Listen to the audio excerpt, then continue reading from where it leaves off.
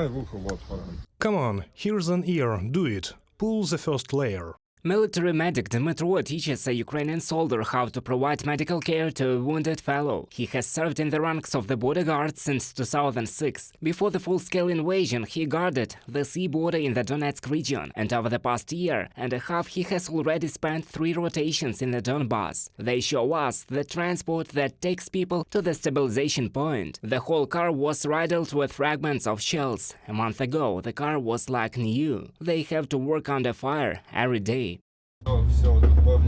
There is a fragment there, so big it went in. It's all sealed up here. It's all shards. Is this also a result of recent hostilities? Yes, everything here is holding up somehow. It's hard to write. Such situations happen. We have a very difficult, tense situation in this area. We have wounded every day. Shelling with large calibers almost never stops. Guys get most often minor injuries. In all this time, no one has died in my arms. And I know that I'm doing everything right so far. The doctor says that there are no rules for the Russians to wage war. The occupiers purposefully fire at Ukrainian doctors, trying to finish off the wounded. These are terrorists. What to negotiate with them? They have already shown what they are capable of. We just draw conclusions from this. We have a war here. Everything happens in a war. Dmytro's cruise is an intermediate link in rescuing the wounded. They pick up the fighter from the designed point and take him to the stabilization point.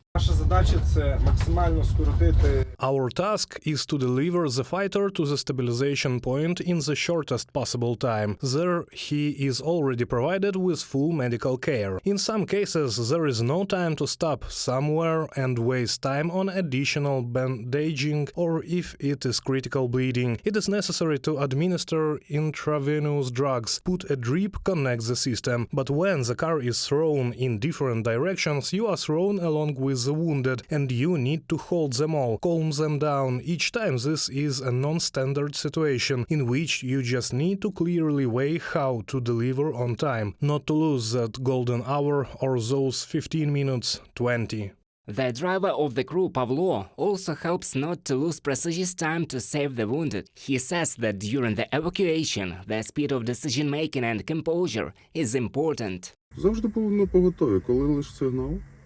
Always ready. As soon as the signal, we immediately leave and work. Were there times when you were scared? After all, the car was slashed with shrapnel and it probably fell under shelling more than once? Every day is scary, but I drive. What to do? Our guys, everyone needs to be pulled out. Everybody have families, children, they all want to leave. We have even more responsibility because of this. Recently it happened. We arrived at the point, came under fire, drove a little further. Via communication they transmitted that there was an attack, and after a kilometer we already met. Just at that time when we drove up there was a shelling, 30-40 meters, but still, it is dangerous for life. The car is not armored, just fragments are stitching it through and through.